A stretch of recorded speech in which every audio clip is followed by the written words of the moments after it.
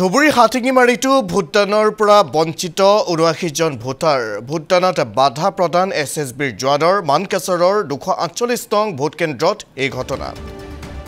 সন্ধিয়া ৬ বজালৈ শাৰীত থিয় দিও নাপালে ভোটদান কৰিবলৈ একাংশ এছএছবিৰ জোৱানে ভোটাৰক দুৰ্ব্যৱহাৰ কৰাৰ অভিযোগ আকৌ এবাৰ উল্লেখ কৰিছো ধুবুৰী হাটিঙিমাৰীটো ভোটদানৰ পৰা বঞ্চিত হ'বলগীয়া হৈছে ৭৯ জন ভোটাৰ ভোটদানৰ পৰা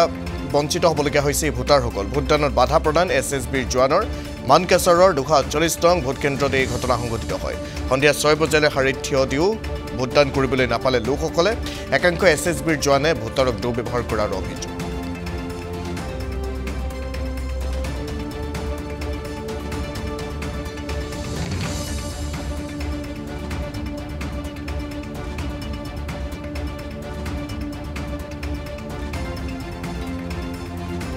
ইয়াতে যিখন ভোট আজি পুৱা ৭:৩০টাৰ পৰা আৰম্ভ কৰিছে অফিচাৰতে যিখন ভোটৰ কাম চলাই আছিল একচুৱেলি প্ৰথমৰ পৰা একদম স্লো লেহেম গতিত চলি আছিল মই ২০২১ চনত এমএলএ কেণ্ডিডেট আছিলোঁ একচুৱেলি মই সেইকাৰণে এটা চিন্তা কৰিছোঁ যে এইবেলি যিহেতু লোকসভা নিৰ্বাচনৰ এটা ভোট চলি আছে মই বিভিন্ন চেণ্টাৰত ৰাইজৰ লগত দেখা সাক্ষাৎ কৰিছোঁ সেইকাৰণে কৰিছোঁ ৰাইজৰ দুৰ্গতি কেনেকৈ সিহঁতে ভোট চলে নাচলে কোনো অভিভাৱক আছে না নাই ইলেকশ্যনৰ আগতো বহু অভিভাৱক আমালোকৰ আছিল নেতা আছিল সিহঁতে ৰাইজৰ ওপৰত মানে এনেকৈ এটা থুলমূল কৰি পেলাই ভোট লৈ হৈছে মানে একচুৱেলি এনেকৈ আহি পেলাই আমি লাষ্টত দৌৰত চালোঁ আমাৰ চেণ্টাৰত মই ভোট দিয়াৰ কাৰণে আহি পালোঁ চালোঁ যে প্ৰায় বহু মানুহ প্ৰায় ৪-৫০০ মান ভোট পেণ্ডিং হৈ আছে সিহঁতে স্লো পৰ্যায়ত ভোট লৈ আছে ভোট লেহেম গতিত লোৱাৰ কাৰণে আমালোকৰ খুব দেৰি হোৱাৰ কাৰণে সন্ধিয়া হৈছে কিন্তু আমালোকৰ প্ৰায় ৭৯ জন মানুহ আছিল সিহঁতক দিয়া নাই প্ৰশ্ৰয় দিয়া নাই ভোট দিবৰ পৰা বঞ্চিত ৰাখিছে বিশেষকৈ এজন মানুহ এছএছবি এজন মানুহ দাঁড়ি ৰখা মানুহ আছিল সিহঁতে শিখ ধৰ্মৰ মানুহ আছিল নেকি নাজানো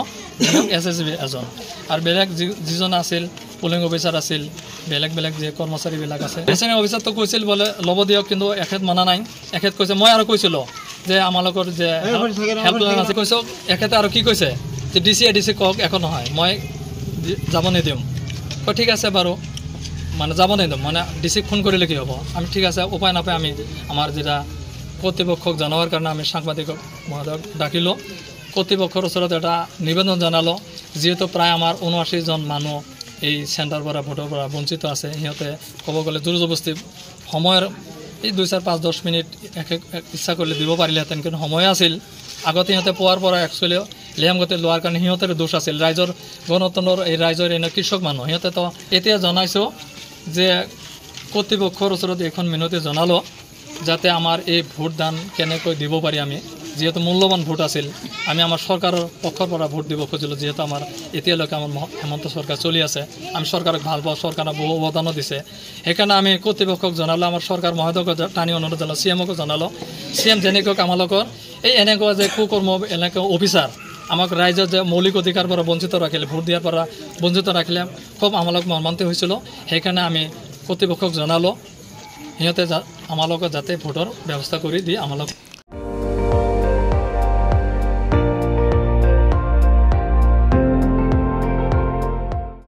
আপুনি চাই আছে ND24 সৰ্বশ্ৰেষ্ঠ নহয় সৰ্বোত্তমৰ দৌৰ